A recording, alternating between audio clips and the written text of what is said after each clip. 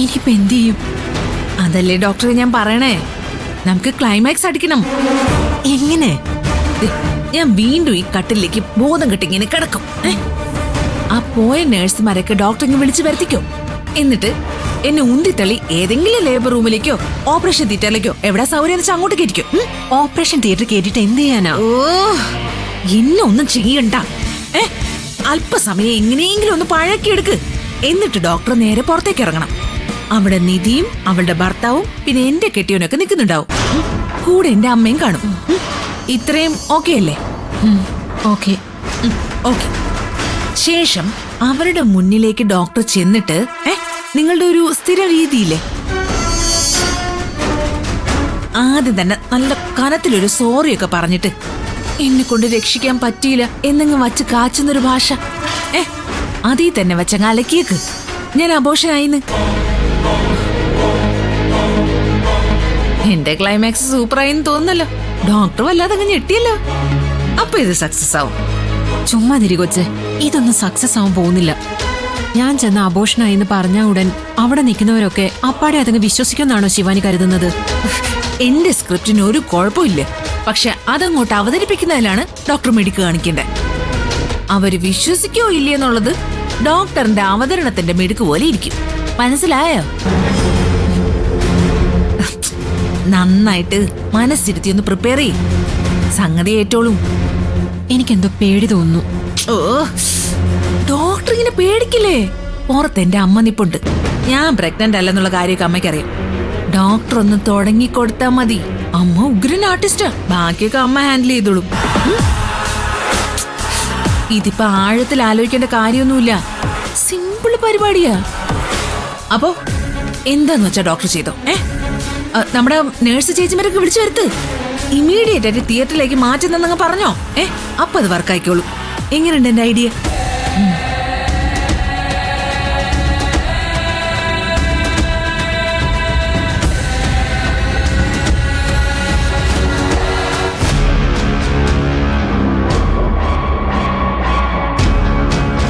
മോനെ, നീ വിഷമിക്കാതിരിക്കെ. എന്ത് സംഭവിച്ചാലും നമുക്ക് നേരിട്ടല്ലേ പറ്റൂ. കുഴപ്പമെന്തെങ്കിലും ഉണ്ടെന്നാണ് ആന്റി പറയുന്നത്.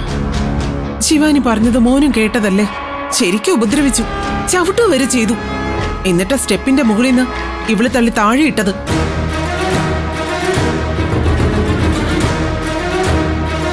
അഞ്ചു മാസമല്ലേ ആയിട്ടുള്ളൂ. ചെറിയ വീഴ്ചയല്ലല്ലോ വീണത്. എന്ത് സംഭവിക്കാം? ഒരു പക്ഷേ കുഞ്ഞുങ്ങളെ നഷ്ടപ്പെട്ടു പോയാലും മോൻ സങ്കടപ്പെടരുത്. അവളെ വെറുക്കരുത്. അങ്ങനെ എന്തെങ്കിലും സംഭവിച്ചു കഴിഞ്ഞാൽ എനിക്ക് സഹിക്കാൻ പറ്റത്തില്ല ആന്റി, അതുറപ്പാ. ഒന്നും ഉണ്ടാവത്തില്ല ആന്റി, എനിക്ക് താങ്ങാൻ പറ്റത്തില്ല. എന്റെ കുഞ്ഞുങ്ങൾക്ക് വേണ്ടി അത്ര പ്രതീക്ഷയോടെ കാത്തിരിക്കുന്നവനാ ഞാൻ.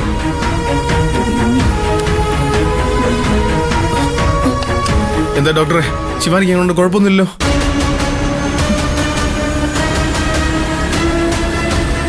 എന്തായാലും കേൾക്കാൻ തയ്യാറായി തന്നെയാ ഞങ്ങൾ നിൽക്കുന്നത്. ഡോക്ടർ പറ, കുഞ്ഞുങ്ങൾക്ക് എങ്ങനെയുണ്ട്? പ്രശ്നം ഇച്ചിരി സീരിയസ് ആണ്. ശിവാനിയെ ഓപ്പറേഷൻ തിയേറ്ററിലേക്ക് മാറ്റുക. അയ്യോ,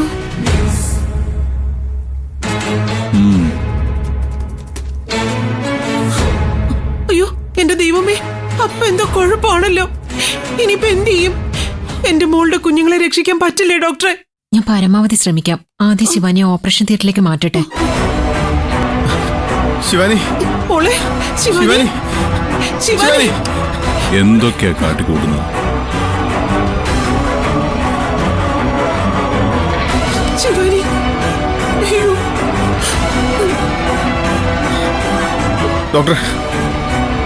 ഡോക്ടർ എങ്ങനെയെങ്കിലും എന്റെ ശിവാനി കുഞ്ഞുങ്ങളെ രക്ഷിക്കണം. ഞാൻ പറഞ്ഞില്ലേ, സംഗതി അല്പം സീരിയസ് ആണ്. ഞാൻ പരമാവധി ശ്രമിക്കാം.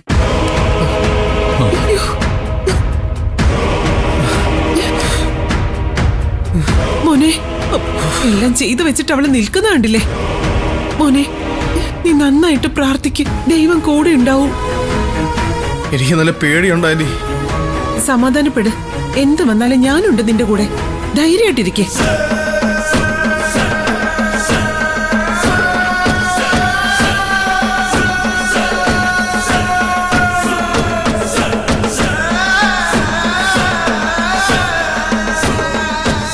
എന്താ മാഡം ഒരു ടെൻഷൻ?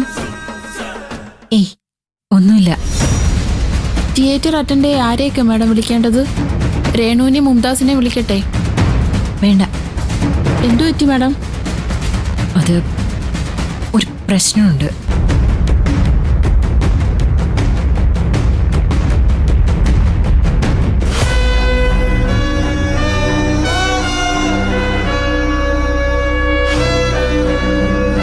അതെ, ഇനി ഇപ്പൊ ഇങ്ങനെ ഇരുന്ന് ടെൻഷൻ അടിച്ചിട്ട് ഒരു കാര്യമില്ല. തുടക്കത്തിലെ നിധിയെ നിയന്ത്രിക്കണമായിരുന്നു. രണ്ടും കൽപ്പിച്ച് അവൾ ഇവിടെ കിടന്ന് അഴിഞ്ഞാടിയപ്പോഴൊക്കെ ഏട്ടത്തിയായിരുന്നല്ലോ സപ്പോർട്ടായി നിന്നത്. ഇപ്പൊ കണ്ടില്ലേ, പ്രഗ്നന്റ് ആയ പെണ്ണിനെ ഉപദ്രവിച്ചിരിക്കുന്നു. സ്റ്റെപ്പിന് മുകളിൽ നിന്ന് ആ പാവം കൊച്ചിനെ തള്ളി താഴെ ഇട്ടിരിക്കുന്നു. വസു, നീ കാര്യം അറിയാതെയോ സംസാരിക്കുന്നത്? നിർത്ത്. കൂടുതൽ വിശദീകരണമൊന്നും എനിക്ക് കേൾക്കണ്ട. കൺമുന്നിൽ കണ്ടതിൽ കൂടുതലായിട്ട് ഏട്ടത്തിക്ക് എന്താണാവോ പറയാനുള്ളത്? അതിലിനി എന്ത് തെളിവാ വേണ്ടത്? ശിവാനിയുടെ ഇപ്പോഴത്തെ ഈ അവസ്ഥയ്ക്ക് ഏട്ടത്തി ഒരു കാരണക്കാരിയാ. ഇറങ്ങിപ്പോയവളെ തിരികെ വിളിച്ച് വീട്ടിലേക്ക് കൊണ്ടുവന്ന് കേറ്റിയല്ലോ. അന്ന് മുതൽ ഈ വീടിന്റെ കഷ്ടകാലം വീണ്ടും തുടങ്ങി. ശിവാനിക്കോ അവളുടെ കുഞ്ഞുങ്ങൾക്കോ എന്തെങ്കിലും സംഭവിച്ചാലുണ്ടല്ലോ, പിന്നെ ഇവിടെ നടക്കാൻ പോകുന്നത് ഭൂകമ്പോ. പറഞ്ഞില്ലെന്ന് വേണ്ട.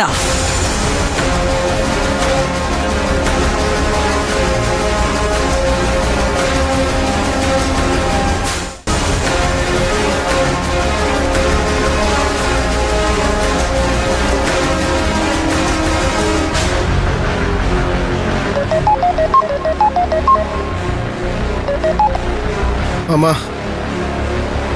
ആ മോനെ, ശിവാനിക്ക് ഇപ്പൊ എങ്ങനെയുണ്ട്? പ്രത്യേകിച്ചൊന്നും പറയാറായിട്ടില്ല. സീരിയസ് ആണെന്നാ ഡോക്ടർ പറഞ്ഞേ. ശിവാനി ഓപ്പറേഷൻ തിയേറ്ററിലേക്ക് മാറ്റിയിരിക്കുക. അയ്യോ,